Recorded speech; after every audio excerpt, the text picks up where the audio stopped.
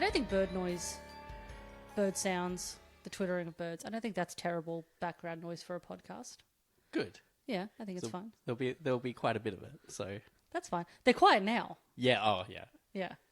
But obviously, as we get more animated, they probably will too. Yeah, that's the nature of my birds. Yeah. Can you, just for the listeners, can you tell me their names again, please? Yeah, and it's really important that you understand that my child named them. Yes, yeah. They are Super Good and Super Friend, which are great names for birds, but you do need to understand they were good names when a child names them. Not dissimilar from probably names I would give birds as well. Yeah. I mean, but it does imply that one of them is good and one of them isn't. Yeah, well... Rude. Yeah. One's good, but one's a friend. It also implies that one's not a friend. Yeah, yeah. They're really good, but you wouldn't want to hang out with them. Yeah, yeah. They're a bad hang. David Shaw, welcome to Reanimates. Hello. I know that you are a big TV guy, more so than me, comparatively. Yep. Sure, yep. Do you have any experience with today's project? So outside of the one I made you watch. So, I thought I had, but it turns out the show that I was familiar with was Without a Trace. And not Cold Case. Yes, okay. Okay, so yes, we're doing Cold Case, which I will say I don't think I had seen any Cold Case until now. It is incredibly generic. Like, I don't mind these sort of propaganda shows. Like, I've got a real soft spot for a couple of the Law and Orders. Yeah. Mainly because some of the actors are more interesting. You know, I've said this before. I'll go where the actors go. Yeah. You know, like I love Criminal Intent for D'Onofrio. None of the actors in this are particularly charming or interesting. Ah. And it's also just not... It's just so incredibly just there. It's just happening and it happens and you don't even think about it again. I watched it yesterday and I've already forgotten most of it. Yeah, I mean, that's fair. It's not a very memorable show, but I thought the actors were quite charming in places. One of the actors went on to do Law and Order SVU for 4 years after this. Yeah. They're fine. Yeah. They're all good at this particular thing that they are required to do. Yeah. This is also well into the season. So we're covering an episode called Spiders. So this is season 5, episode 13. So we're well in the weeds of the show. Yeah, and I think it's in a downward spiral at this point. Yeah, I do wonder, Cold Case heads hit me up. I don't know where this sits in like the entire oeuvre, whether this is like considered one of those seasons you could skip. Like, you know how people say, oh, you don't need to watch the first 2 seasons of Always Sunny or... But, I mean, this feels like a police procedural, so you could probably skip any season or episode. You could probably just watch 5 or 6 episodes from any season to get a feel for it. You can just jump in anywhere, really. Yeah. There is an attempt in this episode to show us like the inner lives of at least one of the cops, and I could not have given less of a shit. Like, I was just like, oh, okay, that must be a thing that has been happening to them in other episodes. Let's get back to the crimes. Yeah, it really does stop the show. Yeah. And yeah, I was quite annoyed when they kept bringing it up. Like, obviously I don't watch... Who's watching this every week? Setting your alarm back in 2008. You know, sitting down on a, whatever it was, Wednesday night to watch Cold Case with your... Probably a Cold Case Without a Trace double feature. They're really clinical, I think. Well, I also did... I don't know, because this is the only episode I've ever seen of Cold Case. I don't know if other episodes are not like this, but in this episode, there was like 0 forensic evidence. Yeah. Which seemed like a weird way to be able to solve a case. You are really just relying on people's hazy memories from like 20 years ago and like photos and stuff. And it's like, you're also hoping that people just apparently fall down and confess everything, which does happen a lot. I mean that is quite good luck. I was kind of confused about the role that flashbacks are playing throughout the episode. Is somebody telling that story to the police? And if so, there's a couple of flashbacks that really paint the person telling the story in a very negative light. Yes. Yeah, I wonder, are the flashbacks for the audience or for the cops? Yeah. And, like, do the cops just... Like, they hear a story and then just absorb all the information that we're seeing through the flashback? I think they must, because sometimes they come away from a flashback and they know things that only the audience has seen in a flashback. Yeah, and, like, the person telling the story, in some cases, wasn't even in the scene that we've just watched. Yeah. Like, they weren't even nearby. I knew about it, you know. So, look, if you haven't watched Cold Case, dear listener, it is what it sounds like. It's a crime drama procedural, follows a detective specifically looking into cold cases, 2003 to 2010. So, good innings. Yeah, I mean, you know, good run, yeah. And so one of the factors that is apparently in a lot of Cold Case is flashbacks. So, you know, if a crime had happened, 20 years ago, it'll often mid-scene flash back and forth between the time of the crime and present day, which I think is kind of effective. That was the one thing I felt that set it apart from something like a generic cop show, being able to look into the past, I guess, which, for good or ill, you know, it's an interesting technique. Sometimes you think that person actually looks older in 1998 than they did now, but for some reason, only like one of the characters is the same actor. It's really confusing. Yeah, there was definitely one actor where they had gotten one character where they'd gotten a totally different actor. I'm not sure why. I mean, that actor does have an interesting story attached to him, but we'll get to it. But yeah, because with other ones, they just like put them in like a different wig. Yeah. And gave them glasses to show that they've aged. Yeah, so I was very confused about what was actually happening, like whether they were the same character or... Yeah, because most of the others were just the same person. Yeah.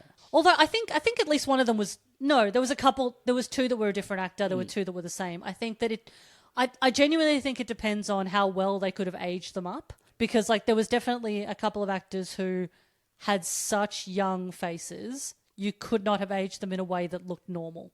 They would just look like a 20-year-old with a fucked wig.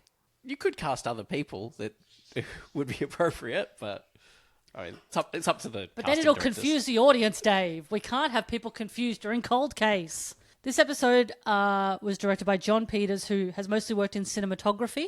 I don't know if that made a huge amount of difference in the direction of this TV show.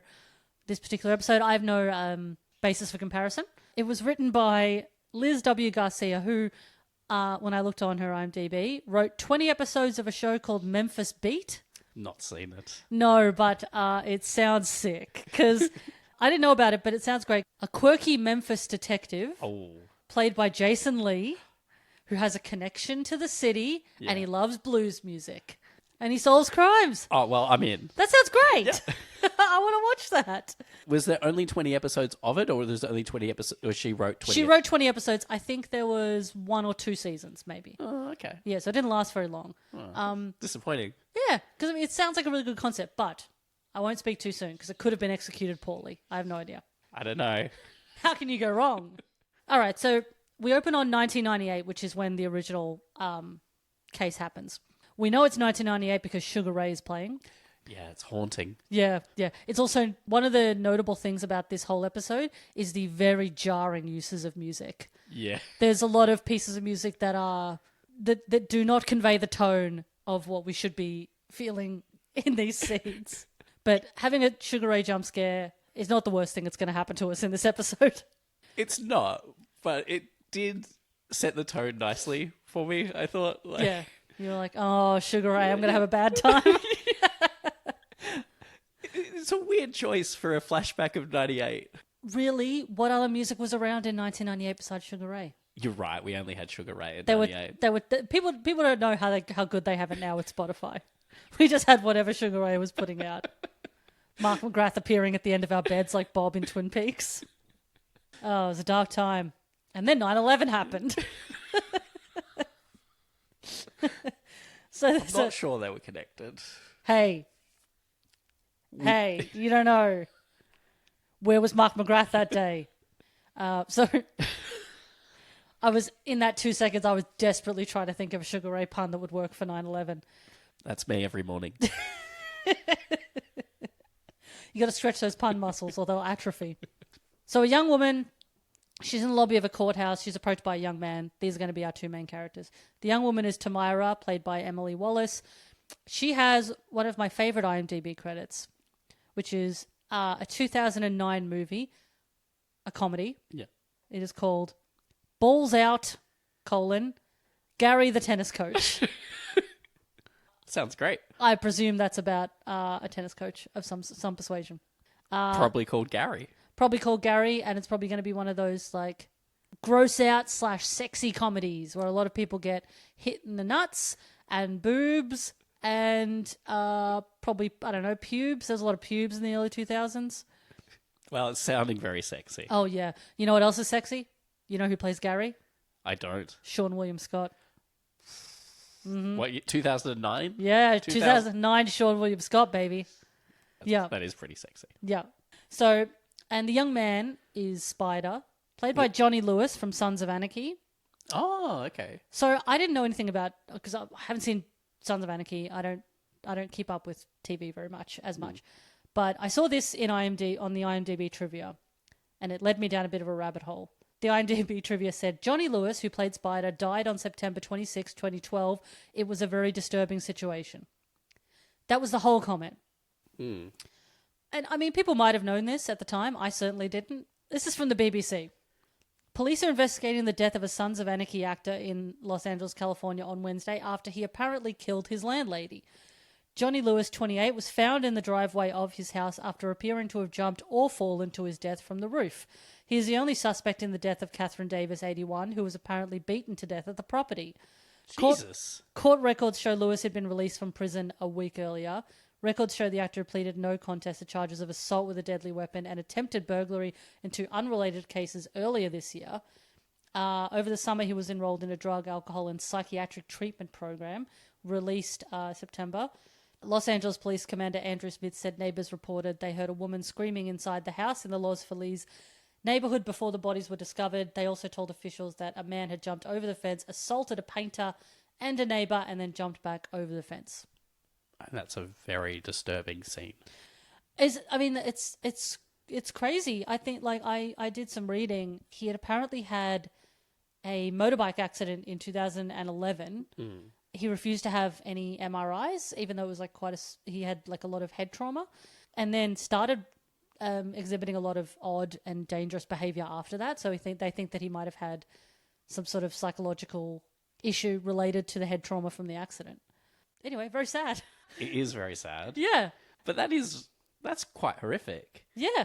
I don't know. I mean, it's also a little bit like mysterious, I guess. It's like, well, what was wrong? And it sounded like he was having various rehabs, but I think it was also like a combination of what sounds like a lot of brain trauma and then also like drug and alcohol issues. Anyway, very sad. Anyway, back to this stupid fucking episode. Back to Cold Case. Back to Cold Case. So Tamara is in the courthouse testifying. She's trying to get emancipated from her abusive father. Spider is apparently there for crimes he didn't commit. Always the case. But there's sparks because he's like hitting on her. Yeah. And he's also like, you know, he sees like these marks on her hand and he's like, oh, did he do that to you? But then he also like is flirting with her. It's like, now's not the time. But you know what? We're going to find out that there's worse qualities that Spider has. Pretty soon they rush us through basically what happens. Tamara's body is sitting somewhere. Yeah. It's like upright. It makes no sense that her body is sitting in such a way. Her head is very slightly leaning against like a pole. She's not leaning against anything on her back. So a corpse wouldn't sit that way. It would fall forward or back. Right. Maddening. I don't know why it was just because it's so, especially because we find out that that's kind of a goof. Yeah, because it doesn't really seem connected to what ends up happening. No, it had to have been like a separate action. For some reason, they can't solve the case. It's relegated to the stacks, which is apparently just boxes in a warehouse. I didn't realize that's how cold cases worked, but there is an alarming number of boxes in that warehouse. Cops are busy. We meet a couple of our main characters, detectives Lily Rush, Catherine Morris, and Kat Miller, played by Tracy Toms. Who was in Rent, the movie, when my current wife... my current wife. When my current partner. started dating. You know, I'm always... Rent had just come out in cinemas, and she took me 3 times. You know, I hadn't really expressed any interest in musicals. She just wanted to see it 3 times. To see it 3 times. Like, okay. And you were quite pliable. I was fine with it. Whatever you want to do, honey. Yeah, and I felt bad because I took her to Tristram Shandy, Cock'em Story. Yeah. Yeah, I regretted doing that. It's a good movie. It's just not a date movie. I will never judge anybody for poor movie decisions on dates because on a date, I watched the movie Kids. What? I'm not familiar with that It's movie. bad. It's about children having AIDS Oh. in New York City. So it's a little And there's similar to also Rent, really. bad assaults. Okay. Yeah, it doesn't... Oh, that's... Yeah. It's Is an it- is it- upsetting film. I hadn't seen it before the date. Okay. Did And you also, choose the movie? I did not choose it. Okay. It was not my choice. And the fact that we had sex after that is an indictment on both of us. Being young's hard. Yeah. Okay. So the two cops are approached by a lawyer for DHS who was Tamara's lawyer. They never tried her abusive dad. She was he got away with it and then went on to do other shitty things. Yeah, something about... Did he put a 3-year-old in a coma? Is that what they said? Yes. So Quite horrific. So we do find out that the dad is in prison now for after Tamara's death. Like, he got remarried. And so the new child is his stepdaughter. Yeah. Who is in a coma. 3 years old. That is rough. That is sad. So the case is going to be re-examined. Not to be crude, but the crime scene injuries Yeah. don't look that bad. I mean- Of Tamara's I mean, injuries. she did die. She did die, but the actual injuries Yeah. don't look... Well, they don't match what we see later on. No. I also just wonder, like... So a few weeks ago, in podcast terms, Okay. I did an episode of CSI Oh, with Timothy Clark. Yep. That was the other end of the spectrum, where the injuries and the deaths and what we end up seeing as an audience is very gory. Yeah. It's Well, CSI is quite gory. Is it known to be? Yeah, Yeah. okay. And I do wonder if Cold Case is like the opposite of that, where it's like, obviously one episode is not a good example, but I do wonder if Cold Case is just like a bit tamer in terms of what they're willing to show you. Yeah, and I think the focus of Cold Case, from what I could get from this episode, seems to be like closure and justice, like for families and victims. It seems like a bit like you're watching it because you want to see these people finally get peace or whatever that is. Yeah, it's a much softer tone than, Yeah. than the sort of like, we're gonna catch the baddies of like Criminal Yeah. Intent or SVU or something. There's no Detective Stabler coming out and he's just getting so mad at the perp and he's gonna lose his badge for this if he punches this rapist, but he wants to punch him so bad because he's so angry. Yeah, he shouldn't be a cop. He shouldn't. He's I mean, look, all cops are bad, obviously, but he like his whole mental state, No. like it's just does not suit oh, it's so much worse when his wife leaves him. Oh, he Yeah. goes off. It's so bad. Stabler. Oh, but he's so hot though. You know what? He's hot and he's thick. I will post some photos. Anyway, Okay. pretty soon we meet Sly Borden, who is played by Jeffrey Combs. Sorry, were you waiting for me to say? Look, I was hoping we could say it at the same time, Oh, but sorry. that's I avoided eye contact. I apologize. Were you afraid I was going to be too intense about Jeff? I'm never intense about Jeff, Dave. No, not at all. You That's know this not about me. That's why I'm holding a microphone right now. So he's Sly Borden, Tamara's dad. He's in prison. He maintains his innocence over Tamara's death, but then also does talk about how shitty his daughter was. Oh, it's emotion. Like it's whiplash in this scene. Like it's a roller coaster. Well, yeah, because I'm also not... I can't remember if they mentioned it, but I'm not sure how old Tamara's meant to be. She seems young, Yeah. like maybe 17. Yeah. I don't think she's... Well, she in doesn't her have a job. She doesn't have a job, but she's also not going to school. None of the young people in this show go to school or anything. So they could be 18. Yeah. That they do look very, very young. Yeah. I mean, I would think that they're teenagers based on like their inability to get out of their situations as well. Yeah, that's true. I mean, anywhere under 21, it Yeah. sounds like. Yeah. Jeff has a... Okay, also, for you Jeff completionists, he is barely fucking in this episode, just so you know. It's Yeah. like a 45-minute episode. He's in it for maybe five, maybe 5 of those minutes. I would not even 5. Two scenes he is. But obviously, you know what? He's doing good work in those scenes. This made me laugh a lot. Now she is dead. Everybody talks like she's some angel. You got another version? Took after her mother. Kind of a hoe. Nobody else could nail the delivery like him, you know? No. Nobody else could say that with a straight face, but make it work, you know?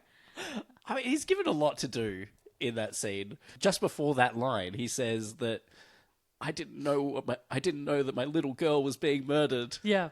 She was kind of a hoe. Yeah, but she was a slut, you know? Yeah, fascinating. Because I think that they tried too hard to make him a red herring. Because, spoiler alert, he is not the perp that we're looking for. But they wanted, because we already knew he was abusive, the show wanted us to think he was a bad guy. And apparently, him being an abusive father was not enough. He also had to be massively racist, which he is in both of the scenes he is in. I mean, his delivery of Nissan Altima as well. It's beautiful. You see his car that night? Oh, yeah. Jerk drove a Nissan Altima. We flash back to 1998. This is the only other scene Jeff is in. Sly, again, being horribly racist to his daughter, talking about how he lost his job to Mexicans and all this stupid bullshit. He's yelling at her, and they are interrupted by Spider, who accosts Sly, sort of roughs him up. Yeah, because Spider's a good guy. Yeah, Spider, he's protecting this girl. He's Yeah. protecting the girl he loves from her abusive father. That's a good thing, isn't it? Yeah, I mean, the song is weird. Farmer John, I'm in love with your daughter. Yeah, that does give you the impression that he's a little bit odd. Yeah. But not what I expected later on. We see him as the savior because Yeah. he takes Tamara and they leave. So we sort of think that he's going to be helping Tamara. Yeah. Which So we do know that she's dead a week later. Sorry, and this is where I was confused with this flashback on like what the police were hearing versus what he was telling them. Yeah. Because if he's telling that story, that is such a negative light to put yourself in. Yeah. Like needlessly putting in details about she quietly said dinner's ready and then I yelled at her. Yeah. Well, yeah, it's like, oh, and you know, she was very demurely asking about when I used to work at a department store, and then I was really unreasonably angry at her for this, and it was all me. I screamed at her and told her she was a failure. Yeah. But Anyway, I don't remember anything about the guy who attacked me. I do remember he was driving a Nissan Altima. Yeah, he was inches away from my face, but I couldn't tell you what he looked like. So they do eventually interview a guy called Elliot, a guy who knew Spider back in 1998. Evidently back in 1998, Tamara and Elliot, so Tamara was dating Spider, Elliot was friends with Spider. They unwillingly got sucked into Spider's circle of Friends? neo-Nazis. The reveal of... I mean, look, they probably were all friends. They were very supportive of each other. Yeah. They were Nazis, that is true. Yeah, but you know what? Supportive of each other, as long as they were all white. Yeah, well, they were all white. Yeah, well, they had to be. Yeah. Ugh. Awkward. Yeah. Yeah. The reveal of Spider taking off his shirt to reveal a swastika shirt is very jarring. There also are Tamara and Elliot are both staying at Spider's house with Spider and his mum, played by Diana Scarwood. Miller and another cop whose name I didn't get, male cop. They go to a neighborhood freedom coalition meeting, which is what it sounds like if you know how to read between the lines on anything. They go to talk to Spider. His real name is actually Truitt, which is an interesting name. I'm just going to call him Spider for this episode. Yeah, I think so. They're talking to him about Tamara. He calls her an Aryan goddess, which doesn't make any sense because she has like dark hair and green eyes. I mean, she's white, but isn't the idea of Aryan like very white, blonde hair, blue eyes? Can't even get your Nazism right, mate. Miller, who is a black cop, asks him if he got the nickname Spider from the tattoo you get when you kill a black person. I looked this up. I can't find any evidence that that's a thing. Okay. As far as I can tell, a cobweb tattoo has been associated with like white supremacists, but it's usually just a sign of having done prison time, which I guess there is an overlap. See, this is why I thought the whole episode was called Spiders. Because of that, and nothing to do with the with the character that's called Spider. Because he ends up saying that he's called Spider because he's nocturnal. But also, not all spiders are nocturnal, you dumb fucking Nazi. All right? That's true. I mean, like, I think wolf spiders are, which if you're going to be a Nazi and you're going to compare yourself to a spider, a wolf spider makes sense. But not all of them are. Do your homework on arachnids, fuckhead. Yeah. It's clearly the worst thing about him. So the team are looking into, like, race-related crimes from 1998. They find a car that was vandalized the day before Tamara was killed. And one cop is like, is that a skinhead tag? He's looking at a picture of a car that has an extremely obviously Nazi SS on the side of it. Yeah, mate, it's a skinhead thing. When we see it later on, he says it's about the... They do talk about a book that a couple of the characters have read that's called... It's called The Lightning and the Sun. But they talk about, this is the lightning and the thunder. But I'm like, yeah, but it's clearly SS. Yeah. It doesn't need to be anything else. You're doing too much in this show, in the writing. They did quite a lot, too. Put too many irons in the fire. As part of a sort of, I guess, initiation, when we flash back to 1998, Spider, Tamara, and this blonde skank that follows Spider around, they attack a Honduran woman who's on the street with a flat tire and her little kids in the car. It's not nice to watch as they beat her up and eventually shoot her to death. But also, this music is playing. They hurt her. My mother.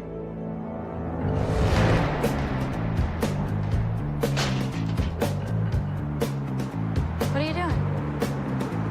Remember I told you to be brave? Yeah, Spider does try to convince Tamara to shoot the woman. But and we don't find out just yet, though. But the cops believe that she's killed the woman. Yes. Yeah, because, well, the way it's shot, but then also this flashback is coming from the kid that was in the car. Yeah. Who was like 4 at the time. Oh, amazingly good memory for a 4-year-old, honestly. Like, I don't know how old your child is now, but I do wonder when he was 4, how much he could have been able to tell you about anything happening around him. Well, my child does tell me that they can remember things that happened when they were 1. I don't know what to believe. Yeah, but I mean, can you corroborate it? Like I remember like the day that Daddy dropped a brick or something, and you can be like, yeah, I did drop a brick. Yeah, it's convenely never something that... Like, you've forgotten it, but I remember, Daddy. Yeah. I don't remember anything that happened 6 years ago. No. It's like, hey, your memory's going, old man. Yeah. I'm on the up and up. I'll usurp you one of these days. So I think it's perfectly plausible a 4-year-old would remember something that nobody else does. Some people have good memories. I can't relate to that. I have a terrible memory, especially my long-term memory. I do not have memories of most of my fucking life. It's very unfortunate to have both poor, short, and long-term memory. Evidently, my memory is only really good for things that are completely fucking useless. Like all the lyrics to You Got Trouble from The Music Man, or numerous facts about Jeffrey Combs that no one needs to know. Where was he born? Oxnard, California. Why can't my brain also have space for things that are useful, like how old I am, which I forget regularly? But yeah, what's your earliest memory? Oh God, I think my earliest memory is at about 4 years old. Okay. Yeah, I in like the local supermarket, I grab onto like the back pocket of what I believe to be my dad, but it's just some random guy. Great. Yeah, so that's the first thing I can remember. Well, okay, so your first memory is one of embarrassment. Yeah. Okay. Yeah, which tracks. Yeah, that says a lot about you, actually. Most of my memories are shame-based. Yeah, okay, yeah. Well, because isn't there a thing, I mean, people who know about these things, feel free to at me, but isn't there a thing about the brain where you're more likely to remember negative experiences than positive ones, because negative experiences, you're more likely to, like, learn what not to do in the future? Like evolutionarily, a bad experience will teach you things about how to keep going, like, don't eat the red berries. I mean, that does make sense. Whereas you don't remember eating the blueberries because they were nice and nothing happened. Yeah, I do remember, I also remember similar, same day, picking blackberries. Okay. And getting my hand getting like cut up because they were very prickly. Oh. And then a dog coming and knocking me over. Oh. Poor little David. Oh, Yeah, I've got all the bad things that happened to me. yeah. just on. Rolodex. Yeah. You run through them every night before you go to sleep. Yeah. Yeah. You have to. I don't think I have like full memories. Like I can remember little snippets of things that happened when I was very young. If I had to say what my earliest memory was, it probably would be having my photo taken with the fake metal seals at Melbourne Zoo. Oh. But I don't know if that's a memory or if I just remember looking at the photo of that of getting my photo taken. The first memory I share, Yeah. I can see the pocket. I can see the jean pocket. Looming. Yeah. Yeah. All right. So Spider is obviously trying to take advantage of Tamira, who has pity for her dad. So he's using the plight of her dad to be like, see, your dad is depressed because of women like this, like immigrants. Yeah, but just like moments ago in the episode, he was rescuing her from her dad. Exactly. Yeah. That's Like, I found didn't that understand this at all. I found that confusing because I was like, oh, shouldn't he be trying to turn her against her dad? Yeah. But the thing is, as much as Spider hates her dad, they have more in common because they're both racist. That's the thing. What he values more than Sly vandalizing his property, i.e. his woman, what he values more than that is that they're both white.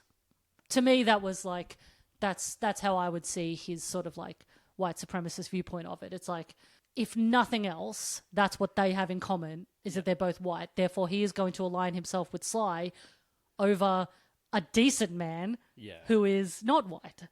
So in that is, and it is also emotional manipulation. Oh, absolutely. Of Tamira. Yeah. They interview the aforementioned blonde lady Lindsay, who has an SS tattoo on her neck and mixed race children. Yeah. That's also quite jarring. They do note about it in the episode, and she says, "Love is blind." So this whole scene, I really focus on a few things here. Like, firstly, the cop asks her, "Those your kids?"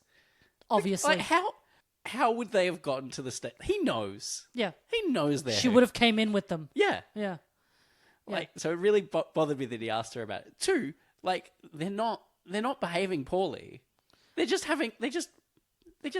They're just roughhousing. I mean, that's what happens when you don't have like a dedicated childcare area of a police station. Where you leave 3 kids in the waiting room of a police station. Yeah. They're gonna unsupervised. They're going to roughhouse around. That's normal. Yeah. It really bugged me. Well, yeah, especially because like the way that they're sort of playing, we're meant to think she's like a bad mother. Yeah, because it's like, oh, she can't control her children. But they seem fine. They're fine. They're not being like Yeah, menacing or anything. They're just playing with each other. They're just having fun. But regardless of anything else, she's still a shitty person. Oh, Yeah. yeah. She's involved in a murder, so yeah. Yeah, and also she hasn't gotten the tattoo removed. Presumably, she's still a Nazi. I didn't see. I didn't understand that. I thought that was a flashback where she had the tattoo. So it's both. So Okay. that's how they show you it's the same person. Where she has the tattoo in 1998, and then she still has it now in present day. And what's also weird about her having two different actors playing her, Yes. makes it quite confusing. Yes, yeah. So she is one of the people who they got different actors for. Spider is also the other one. So the actor, it is not Johnny Lewis in slightly aged up makeup playing grown up Spider. Yeah. Although the actor playing grown up Spider is good fit for a Nazi. Oh, he looks like a Nazi. He's terrifying. We do eventually go back to the same flashback where they are beating up the Honduran woman. We see that Tamira actually does refuse to kill the woman and Spider does it instead. Eventually, Spider, in present day, and his wife and cronies take off after they were scared by the cops at the meeting. But good old Lindsay, she gives up their location like immediately because she sucks. She doesn't suck in this situation. It's good that she gave him up. She sucks in terms of like, if you were looking at her objectively from like, oh, well, you're shitty at your cause. Yeah. You know, like you have no real principles if you're going to give them up that easily, regardless of what I think of what the principles are, you know. And this is a good example of someone being caught out by very non-scientific evidence. Exactly. That's okay. You need to know in this episode, nobody is being presented with any forensic evidence that ties them to it. They could very, very easily say, I wasn't there. Yeah, All you've got from me is the word of a 4-year-old. who didn't even identify her. No, he went past the photo of her. He went straight to Tamira and Spider. Like, Which is why it was so weird that she was there. Yeah. Yeah, they just got her in. They're like, she knew Spider at the time. She could have easily said, I've never been involved in anything. Yeah. They had nothing to tie anyone to anything. It's fascinating. What's in that box that of all the evidence? Like, there's no forensic evidence in there. It's just photos and, like, people telling stories. And also the photos wouldn't match anything that they're saying happened anyway. When the cops catch up with Spider, he claims that it was his mother who killed Tamara because Tamara wanted to go to the police and she wanted to escape the shitty Spider house. I mean, absolutely fair. Absolutely fair. It's incredibly sad. She just really wants to leave. In the flashback, we see the mother being very horrid and racist because there's a scene where we meet the mother earlier and she's fine. Yeah, she's really supportive. She's really nice, very, very sweet, gives them treats and stuff like that. But yeah, she immediately shows her true colours and is cleaning Spider's bloodstained white t-shirt. His mother, Spider says, was the ultimate true believer who basically made him what he is. Which is plausible, but at the same time, they don't show anything that would indicate that. No, because then you'd have to flashback on a flashback. Yeah. You'd have to show, like, when Spider's, like, a little kid. Yeah. Being shown, like... And they probably couldn't age him down that much. No, I don't think Johnny Lewis could play 10. Somehow. So, cops interview Nazi mum. Flashback to 1998, where Elliot, who's the guy we met earlier, the friend of Spider, he helps Tamara escape the locked-up Spider house. So, we're sort of led to believe that, like, Elliot's just been dragged into this. He's too vulnerable and weak to, like... He was just an angry young man. That's all in his past. Exactly, and it's like, we sort of see... And he's a professor now. He's a professor, he's a lecturer of some sort. He's an esteemed colleague. Yeah. And then in the flashbacks, we see him helping Tamara and looking very sad about it. And so we're like, oh, he's helping her even though he can't help himself. And also when he wasn't there for the actual murder of the Honduran woman. Yeah, he shows up at the end and he's like, oh, this is bad. We shouldn't do that. Yeah, you didn't say we'd be killing anyone. You just said we'd be Nazis. Well, he was like, oh, it was about the ideas. It's like, what are the ideas of Nazis? Just let's finish that thought. Nazi mum Rayanne tells them that it was actually Elliot who killed Tamara on her orders. It was weird that she gave up so much information. Again, everybody does that in this episode. It's like... Oh, yeah, I didn't kill him. Oh, sure, I conspired to kill her. Look, I told him to kill her. Yeah. I have no reason to purge myself like this. But I am. I'm going to go to prison based on nothing. Yeah. You don't even know that I'm a Nazi. Yeah. Who's telling you that? I could easily dispute it. Yeah, I could just say I'm not. That's the thing. Everybody in this episode could just say, nah. No, I didn't do it. I wasn't there. You have nothing on me. People give up information so quickly and so easily in this episode. And I do wonder if every episode is like this. I hope at least some episodes have some forensic evidence tying someone to something. Not me. I hope that everyone just slips up on their words. Yep. I hope everybody just gives me it without even me pushing too hard. Like there's no stablers. Like no one's pushing anybody hard to like tell them the truth. And like these are really terrible people as well. Yeah. Like you'd be justified for, well, not justified because, again, Stabler should not be a police officer. All right, but if Stabler roughhouses a Nazi trying to get an answer, I feel I'm not going to be upset. No. Yeah. It's not as bad to punch, to be violent towards Nazis. A bold political take from David Shaw. Yeah, that's what you get when you book me on your podcast. Oh, wow. This communist I've gotten on the podcast. Wow. I'm sorry. You're going to get so many letters. Oh, this revolution. Do you get letters? Yeah, I get letters. I get handwritten letters. So, the episode takes a really weird turn at this point. This is towards the end. Takes a weird turn when the cops go to see Elliot at, I think, work. I think it's his office. Or it could be like the den of his home. It's his office. Yeah. He's a lecturer, so he's got, lots of bookshelves full of books. But he's a lecturer in economics, and they do notice that he has a lot of books about race theory. And they posit the belief, just putting it out there, they're not particularly firm about it, because they're not firm about anything.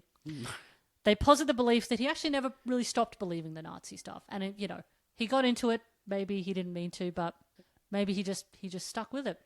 And he just dives right into it. They do notice that he has one book. Yes. They see one book there, and that's enough for them to deposit this. Well, because they see the lightning and the sun. Yes, so the book is the same book that they had tied to other people back in 98, which, again, I can't quite remember how they tied the book to them.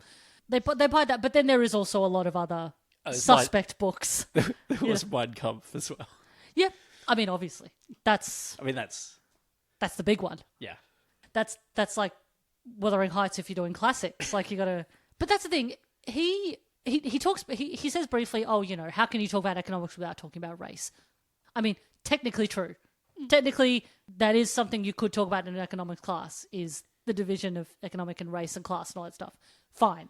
But he puts up no defense at all and just dives straight back into Nazi shit. He knows this is purging himself very badly, but he just starts talking about Nazi conspiracy shit. It was like he was on Scooby-Doo and somebody pulled his mask off. But also the fact that, like, in Scooby-Doo, when they pull the mask off, they've got you. Yeah, like, you're already caught, yeah. You're already wrapped up with the rope. Yeah. They're already going to take you off with the old van. Yeah. But in this, again, he has no reason to think that he is in trouble because they have no evidence on him. But somebody said he did it. Somebody said he did, and that's enough. But he just gives up this information very willingly and very freely. Lots of terrible things that you probably would only say to a person that you were sure agreed with you. Yeah. Yeah, there's a lot in there. There's a lot. It's not fun to listen to because it's like being on Twitter.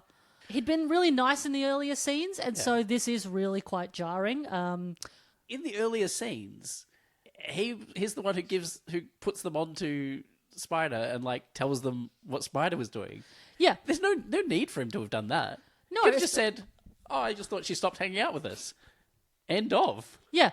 Yeah, and he talks about how that's not a part of his life anymore, and seems quite convincing about it. But they didn't even know that stuff at the time when they first. He's the one that gives them that information right at the start. Yeah, it's weird that he would throw Spider under the bus if he does indeed still agree with him. Yeah, even if he doesn't hang out with him anymore. Yeah, there's no reason for him to tell them that they were Nazis in the first place. Yeah, which is like the key bit of information. Yes.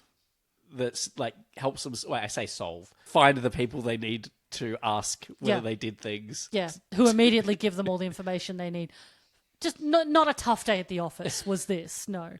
Rush also mentions that it's weird that he's a Nazi, Elliot, because he's Jewish. There's a sort of interesting scene of Nazi Mum Rayanne trying to convince Elliot that killing Tamira and also other people will help eradicate himself of his Jewishness. Yeah, it's very weird because he's very clearly deeply ashamed of being Jewish. Yeah. Because he wants to be a Nazi so bad. Yeah, so it's not clear why he wanted that though. Whenever we see him in the episode, it really seems like he's not actually interested in the whole Nazi thing, and that he's just sort of like going along with it because he's lonely and angry, and he just wants to hang out with Spider, who's obviously quite a dominative force in his life. Who's like quite. Usually, he doesn't kill people. No, it's a big jump. Yeah. In case it isn't clear, yes, it does turn out that Elliot killed Tamira.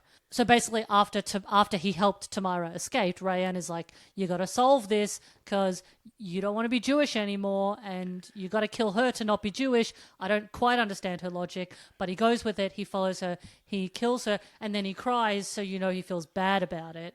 Yeah, but this is where it gets... Well, this is where it gets weird. Yeah. And up until now, all makes pretty good sense. So, at the start of the episode, we see her body perched up. She's literally sitting upright. Yeah. Upright with her head leaning against a pole. You also would have more visible signs of... Being beaten to death with a hammer. Yeah. Yes. Yeah, that's the words I was looking for. The crime itself was so upsetting. Well, yeah. It's so brutal, so needlessly violent. Way she's found, the crime scene photos don't match what ends up happening, is that he beats her to death with a hammer. And he kicks her and stuff, which is like, I mean, if you didn't want to do this, that seems unnecessary. But Yeah. but he also leaves her body on the ground. One of those fun little goofs. Yeah. Okay. It was just they just forgot. Just bad writing. Yeah, okay. Just bad writing. I mean, Elliot basically, I guess, is being told that Tamara's like a race trader, and he goes on to believe that in the present day he sees her as a race trader. And then after he kills her, we see, I guess, his like Nazification montage. Like, when they do like a makeover montage in a movie, that's this, except he's shaving his head and putting red laces in his boots and giving himself like red suspenders over a white shirt. I don't think Nazis dress like that anymore. As far as I'm aware, the Nazi outfit is like all black because... What were they wearing in 98? I Could have been think- the fashion. I think that there was like a bit of an overlap with like how people dress with like scar, which is unfortunate because as far as I'm aware, people who like scar are not necessarily Nazis. Oh, now he's coming out with the bold opinions. Hey, I'm going to go so far as to say I don't think any members of Real Big Fish were Nazis. I'm happy to be corrected, but my assumption is that they aren't. Yeah, I think in terms of just the dress, like big Doc Marten boots Yeah, and suspenders and stuff, like an old-fashioned view of masculinity, I guess. So there was a documentary on ABC, which I think is on iView at the moment, about radicalization in young people in Australia. They're not necessarily let in with like, hey, do you want to be a Nazi? It's this, because obviously, it's not a good thing to be a Nazi. It's a very strong word. But they bring you in with things like gyms, like fitness and wellness. Yeah, there's a lot of very suspicious gyms around me. Yes, yeah. That's why I refuse to go. Yeah, that's why. Yeah. Yeah, like it's That's why I have no upper body strength. you got to do it home where there's little to no Nazis. That's the thing. They lure you in. I mean, it's a gradual, it's a drip feed. Same as like online radicalization, where they drip feed you with like, hey, all these problems you have. Do you think that they might not be your fault and they might be someone else's fault?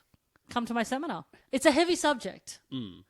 And probably one I'm not qualified to talk on. No, well, I mean, that's the thing. I'm not. I don't have experience with radicalization necessarily. I've not been there. Even if you don't go looking, you can see it so clearly. Even if you just spend like half an hour on Twitter. Yeah. Or even just looking at Facebook, especially. Oh, some of the things people say. Some of the things people say with their public ass face and name. And write to other people to be read. Yeah. Yeah.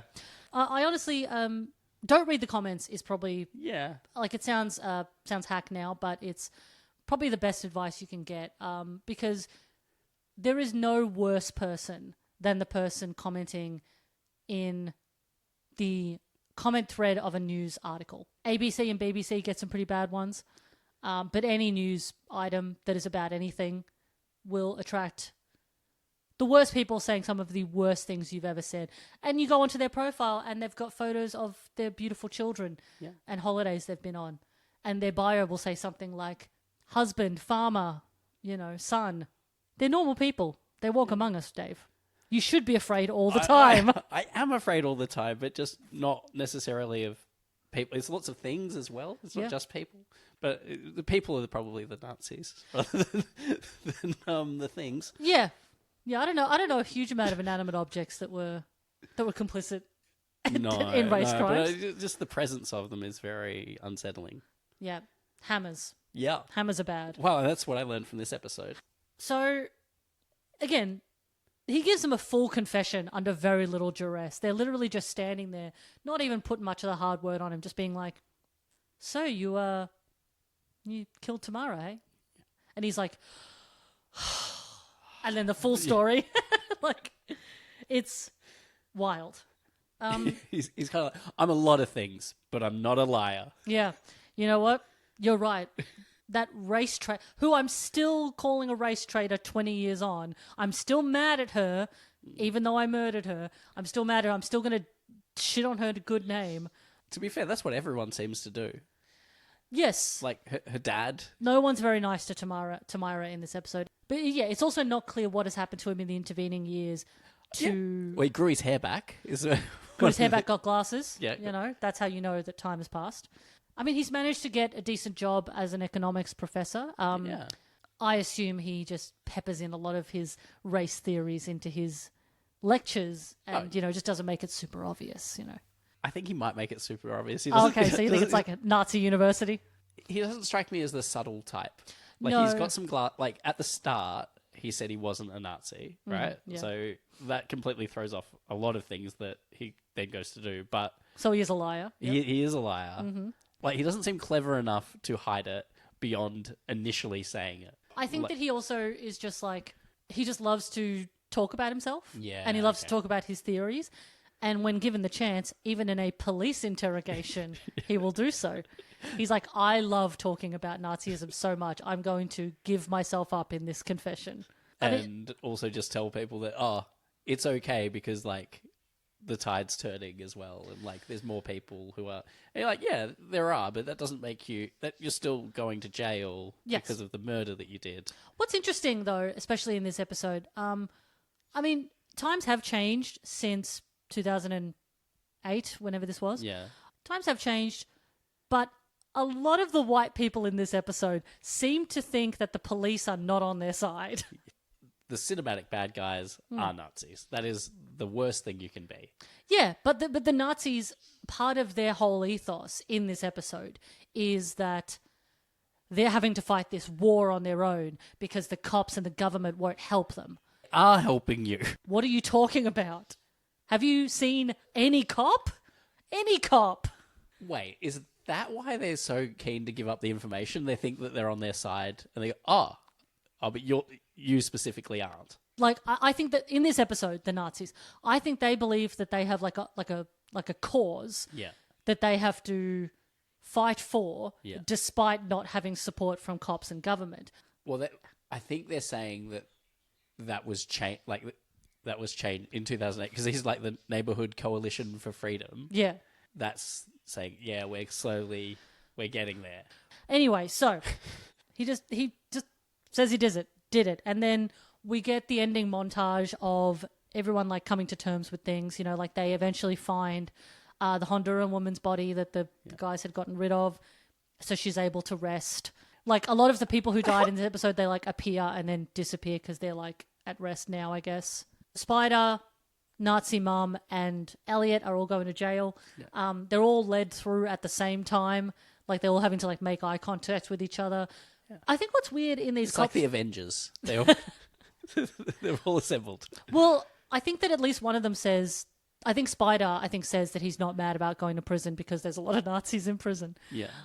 So he can like build community, network, The interesting thing about cop shows is whenever they take the criminals through like the bullpen of like where all of just the desks and offices are, I was like, is there like a separate corridor that you could take like so that the criminals don't have to be in direct contact with the people that arrest them and like confidential information and stuff like that? Just generally for workplace harmony. Yeah. Not leading violent criminals through your... Directly through the office, right through where all the admin people are. Yeah. Yeah. It seems like a poor office layout. Yeah. Just have a separate corridor that goes to the cells. Yeah. Because it would also be purpose-built. Like... Yeah. Yeah, they haven't like remodeled like an accountant's building. Yeah, You gotta have Ernst cells. Young before that. Yeah, it wasn't a Pizza Hut where you could still see the roof. The work. Like when you see an old Blockbuster and you can Yeah. still see the letters Yeah. and the ticket. Yeah, you gotta have cells. Yeah. Very few other businesses have cells on their premises. I don't think I've ever seen a Pizza Hut with a cell. I mean, I have once, but But they did have the works there, so that's probably... it's where they put you when you've had too much ice cream. What do you mean you mixed all the flavors together? Get in the cell. You're on timeout. If you try to put pizza in your purse to take home, they lock you up. God, I miss all-you-can-eat pizza. I went to the Works Pizza Hut When? last year. Where? In Ballarat. It is not good. Oh. It was very disappointing. Is it entirely nostalgia? It's entirely nostalgia. Oh, that's annoying. They don't change the pizzas very often. So it's kind of old. And, Yeah. they're just in a Bain Marie. Yeah. Yeah. You don't realize how good, like, our pizza environment is now. Like, God, you can get such good pizza. yeah. pretty much anywhere. Dave, when I tell you the things that I love more than pizza is very short. Like, I'm thinking about pizza now, and I'm like, I would leave immediately and go and get a pizza. Yeah. I have a tattoo of a pizza. Do you? Yeah. Oh, you. Pizza Hut. Get it? Yeah, it's Yeah. amazing. Yeah. I love it. I will share a photo of that because that. We just tell people. Yeah, it's like, hey, I got a pizza tattoo. You can't see it. That's really disappointing. So wait, Pizza Hut, all you can eat. It's pizza, salad, Dessert. It's like jelly and ice cream. Yeah. Yeah. Like, it's pretty good if you're like 7 or 8 and have limited knowledge of what's out there. Yeah. But like, you can get better ice cream in a supermarket. You can get better pizza anywhere. It's also weird that they haven't updated the options. Like, at least have like, I don't know, some like wings, chicken tenders, just have other stuff going on besides pizza, I guess. I guess as well, though, that's they don't do it in a lot of Pizza Huts anymore. So like, it's a rare thing. We went especially for. I am genuinely okay. So Ballarat is about an hour and a half from where I live. We went to Sovereign Hill as well. Oh yeah, I didn't think you went there just for Pizza Hut. Well, it was like 50-50. Well, there is a part of me that's like, oh, I'll go there for it, and then I'll see what else is in Ballarat. So for international listeners, Ballarat is kind of like a gold rush town. Yeah. So it's got like Sovereign Hill, which is like our what's that place in America that people go to that's like old pioneer village? The White House? No, pioneers. But that's what it is. It's like an oldie place full of little gold mining things. You can make candles and the Wild West. No, it's like there's a certain name for it. Anyway, I don't know enough. American listeners are screaming right now at me. Sorry, I'm so sorry. No, it's fine. But yeah, so it's like that. But anyway, entirely forgotten how we came to Pizza Hut. Oh yeah, okay. So Nazis. All right. So natural progression. Yeah. So yeah, the episode just ends with like the overwhelming feeling of like that's what modern police work is solving crime and letting people rest. And Rush looks up. So he goes down to the stacks where the cold cases are. She just writes closed on the box, and I'm like, there's got to be a better system. Isn't there a separate place for like ones that are like an archive that's separate for like cold cases that are no longer being worked on? Because I could just go in and write closed on anything and you wouldn't look into it. Like, who wrote closed on this? Who closed it? There's no note. It doesn't say like, I wrote it here in 2008. Yeah, not even a date. No. A little sticker that has all the pertinent details would be super helpful. But again, they should be going into a separate archive. But yeah, and so, Tamira is, she disappears. She's resting. Yeah. Having solved the crime. Although I don't know how long any of those people will be in prison because the case is flimsy at best. I don't even think they go to prison. Like, no. Any good lawyer is going to... Oh, a bad lawyer. Dennis Denuto could get them off. Like, he'd just be like, there's actually no evidence, Your Honor. My client was under duress and said what he had to say. And I think you'll find you've actually got no forensic evidence. This is going to make no sense to international listeners. If you've seen The Castle, you might know. But even then, it'd have to be recently. Well, it's not a good Dennis Denuto impression, I'll admit. On the whole, an unpleasant viewing experience. Yeah. Even as far as propaganda, crime procedural dramas go. I think it was fine. The show itself is fine as a show. Yeah. This episode was a particularly nasty one to watch. I imagine some are a little bit less horrid and remind you a little bit too much of the modern day and a little bit too prescient. I think that's part of the problem is the case hasn't gone far enough back in time. Yeah, it was 20 years, right? 10. Oh, yeah, 10. Yeah, it's not really like... My math is not mathin'. Wait, so he's a professor. Yeah. And he's like not even 30. Yeah. He can't be 30. Like, wow, okay. I don't know how much... They should have just done it further in the future. They should have made it a little bit earlier. But then maybe they couldn't have used that Sugar Ray song. It was important. Really heavily reliant on being able to use Sugar Ray's song that isn't every morning. Yeah, I did. Look, when I heard that song, I was like, is this Sugar Ray? This isn't every morning. Yeah. It's not when it's over. So it's... Why would I know what... Someday. Okay. You tell me, mate. Biggest Sugar Ray fan in this room, at least. I watched. No, you knew it. I watched. There's a lot of CDs over there. I'm not disparaging you because I like it, but I do wonder if there is a Sugar Ray CD in there. There is not. Wow. But It's in secret. It's in a box somewhere. The ones are. You couldn't put Sugar Ray on a shelf, in plain view. It's in the shame box. Yeah. With all my memories. We keep detracting from the episode because I didn't enjoy it. It didn't have a lot of Jeffrey Combs. Oh God, I had fuck all Jeff. Oh my God. Like, I was very confused about why I was watching it midway through the show when I realized he wasn't coming back. Yeah, no, they're not coming back for him. Well, because all he had to say was I didn't do it, and that completely eliminated him as a suspect. That's right. He didn't immediately confess, so it couldn't be him. Exactly. Even though he is literally in prison for child abuse. I think I would happily watch other episodes of Cold Case. Happily? Not happily. I would, if it was on. I don't think I would turn it off immediately. I think if it was on, I would see what was on every other channel. This is also implying that I have no DVDs or streaming services or my laptop with me. If I've just got a free-to-air TV, and this is also 2005, so... You can stream Cold Case if you want. I'm not going to do that. If Cold Case was my only option, there was nothing on any other channel except for like home shopping networks and that fuzz that comes in when you haven't tuned in a channel properly. A show where they kill dogs. Dog Killer. Bounty the Dog Killer. Yeah, I wouldn't watch this by choice by any means. In the rich pantheon of cop shows, this is my least favorite so far. Okay.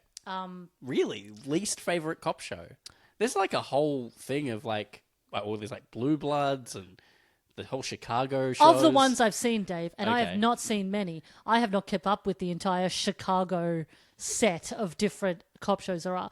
I saw an episode of Murder, She Wrote that where the murder happens in VR. Ugh. It's a VR episode of Murder, She Wrote. That's so weird. Oh, like it's a real murder, but they're in a VR. Yeah, but like... There's just some great how scenes late with did Murder, She Wrote run? Late 90s, I think, or early 90s, mid-90s maybe. Yeah, okay. Hard to gauge. It was certainly towards the end. Yeah. But yeah, Angela Lansbury in full VR is a great sight. Wow. R.I.P. So yeah, look, it sounds like you had a slightly better time with this than I did. I think I have a higher tolerance for it. Yeah. Yeah, maybe. I think because you've watched a lot more TV than I have. I'm very fussy with TV. That's why I don't watch very much of it. See, I value my time, David. You see? I do not. And I don't like to have my time wasted. I like to waste my time. And sometimes I will start a series and I'll be like, this isn't worth 8 hours if it's a short season, or 22 hours if it's like a long American season. That's a lot of time. I'd rather just watch a movie. Yeah, okay. Than 3 episodes of a show I'm not that interested in. Yeah. Like so basically my day today, after you leave, I've got about an hour and 40 minutes and then I'm going to pick up my child. Yeah. I don't care what I do with that time. Yeah. That's from the moment I get home to the moment I leave, there's nothing I can achieve. Yeah. Well, yeah, because unless you've got a pressing task, yeah, sometimes it is just about filling in time. Yeah. Cold Case, perfect for that. I'm not a better person than you, David, because it sounds like it. If I had an hour and 40 minutes, I wouldn't be watching TV. I'd be lying on my bed or my couch looking at my phone, which potentially is worse. Yeah. I mean, it's hard to argue that Cold Case is better than that.